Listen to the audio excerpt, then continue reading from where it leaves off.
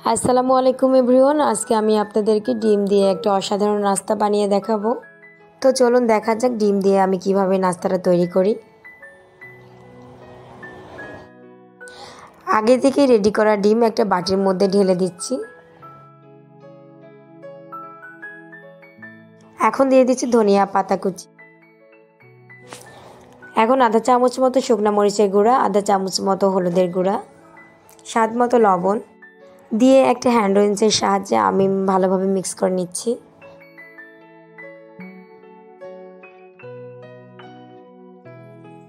এখন আমি একটা বাটির মধ্যে 1 কাপ ময়দা নিয়ে নিচ্ছি। দিয়ে দিচ্ছি আধা চামচ মতো রসুন বাটা, আধা চামচ মতো আদা বাটা, স্বাদ মতো লবণ, আধা চামচ মতো আবারও শুকনো মরিচের গুঁড়া আর আধা চামচ মতো হলুদ গুঁড়া। এখন একটু একটু করে পানি দিয়ে ময়দাটা ভালোভাবে মাখিয়ে নেব।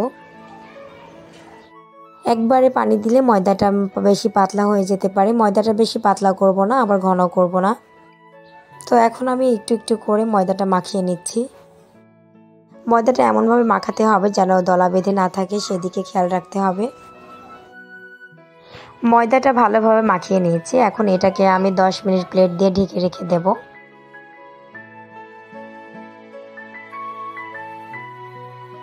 চুলায় একটা আগে থেকে প্যান বসিয়ে নিয়েছি আর প্যানটা ভালোভাবে তেপে নিয়েছি। এখন দিয়ে দিচ্ছি রেগুলার রান্নার সয়াবিন তেল, আর তেলটা কিন্তু অবশ্যই ভালোভাবে তেপে নিতে হবে।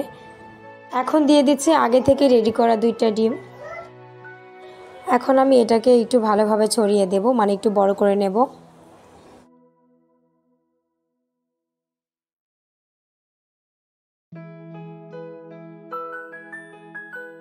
ডিমের এক পাশ হয়ে গেছে, আমি আর এক পাশ উল্টিয়ে নিচ্ছি।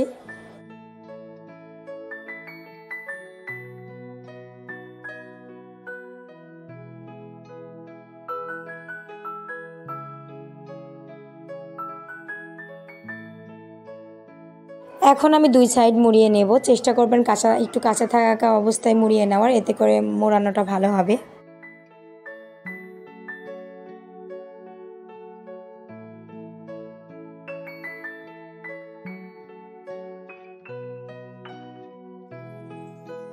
এখন এটাকে আমি পিস পিস করে কেটে নেব। ডিমের প্রথম অংশটা ছড়িয়ে যাওয়ার জন্য ভেঙে গেছে, তাই পরের অংশগুলো আমি সুন্দরভাবে পিস পিস করে কেটে নেব।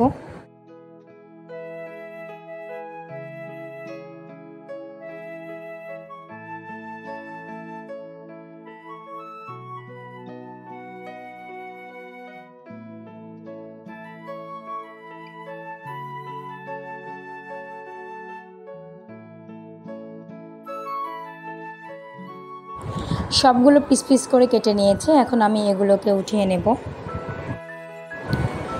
প্যানটা আবারও তাপিয়ে নিয়েছি। এখন দিয়ে দিচ্ছি সয়াবিন তেল। তেলটাও ভালোভাবে তেপে নেব। আর এইদিকে ময়দাটা অনেক ভালোভাবে ঘন হয়ে গেছে।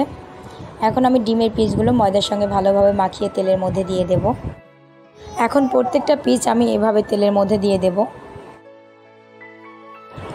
এক পাশ হয়ে গেছে, আমি আর এক পাশ উল্টিয়ে দিচ্ছি।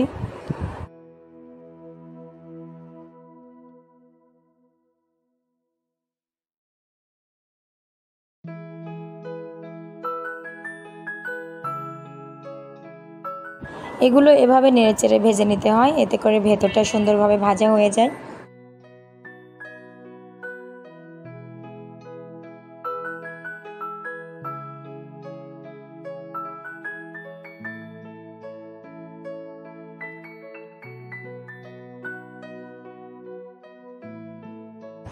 আর একটু নেড়েচেড়ে ভেজে আমি এগুলোকে উঠিয়ে নেব। এখন এগুলোকে ছোট একটা প্লেটে উঠিয়ে নিচ্ছি। তৈরি হয়ে গেল ডিম দিয়ে অসাধারণ নাস্তা। আপনারা ওইভাবে ট্রাই করবেন, আশা করি খুবই ভালো লাগবে খেতে। আর ভিডিওটি যদি আপনাদের ভালো লেগে থাকে অবশ্যই সাবস্ক্রাইব করে দেবেন। আসসালামু আলাইকুম।